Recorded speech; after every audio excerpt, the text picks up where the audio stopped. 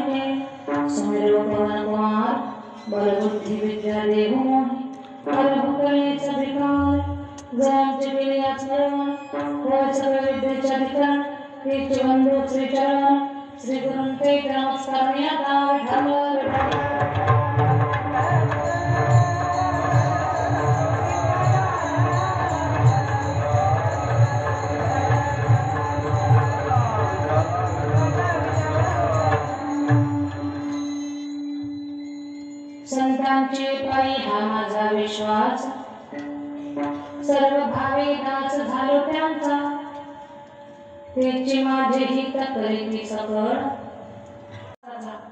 ही भावना मनामध्ये ठेवून आज किती म्हणजे कसं तर मराठा समाजाला आरक्षण मिळावं याच्यासाठी खूप वर्षापासून त्यांची चळवळ चालू आहे. थेट मराठ्यांचा मोर्चा मुंबईपर्यंत धडक ज्यांनी मारले, ज्यांच्या विश्वासावरती, ज्यांच्या प्रामाणिकपणावरती उद्या महाराष्ट्रातलाच नाही तर महाराष्ट्र बाहेरचा मराठा समाज एकत्र करण्याचं काम त्यांनी केलं. असे मनोज दादा जरांगे पाटील त्यांची उपस्थिती 30 तारखेला आपल्या गावामध्ये, या गावात मनोज दादा येणार आहे. ही खरं तर कौतुकाची गोष्ट आहे. कोणी म्हणेल कीर्तनाच्या गाडीवर उभं राहून असं व्यक्तिगत एखाद्या जातीसाठी बोलणं, तर व्यक्तिगत कुठल्या जातीसाठी नाही. माझ्याकडे 18 जातीच्या मुली शिकायला आहे, पण त्यांना शिकवताना मी कधी भेदभाव करत नाही, कधी मनामध्ये द्वेष देत नाही. पण पाहतोय आपण की काय आज मराठा समाजाची दुरावस्था आहे. हे सगळ्यांना माहिती आहे, सगळ्यांना कळतंय, पण कुणी आवाज उठवायला तयार नाही, कुणी कीव दाखवायला तयार नाही. कुठेतरी हा माणूस अगदी सिंहाच्या काळजाचा, म्हणजे तब्येतीनं बारीक असते पण विचारानं खूप महान आहे. गोरगरिबांच्या लेकरांची तळमळ आहे. आज जर मराठा समाजाचा प्रश्न सुटला तर असे कितीतरी समाजाचे प्रश्न आहेत, सगळे सोडवण्याची ताकद या माणसामध्ये आहे. तर सगळ्यांची उपस्थिती आपल्या गावामध्ये आहे. इतर सर्व जाती धर्माच्या लोकांनी मनोज पाटलांना फक्त मराठ्याचा एक कोणीतरी माणूस आहे, मराठ्याचा माणूस आहे, फक्त त्या जातीची कळवळ आहे. एवढं लहान भावनेने त्यांच्याकडे पाहू नये. सगळ्या जाती धर्मातल्या सगळ्या माझ्या बांधवांना माझी विनंती आहे, मनोज दादा एक असा माणूस आहे की आता घरून काम करतायत ते, पण ज्या दिवशी मराठा समाजाचा प्रश्न सुटेल ना तर इतर जातीसाठी सुद्धा काम करणारा हा माणूस आहे. एवढं मोठं व्यक्तिमत्व आहे, सागरासारखं मन आहे त्यांचं. सुरुवात कुठून तरी करायची असते ना, चांगल्या कामाची सुरुवात या माणसानं केलेली आहे. त्याच्यासाठी शब्द कमी आहे. तुमच्या गावकऱ्यांचंही कौतुक आहे आणि या पवित्र वातावरणामध्ये आपण ईश्वराचं चिंतन पाहू.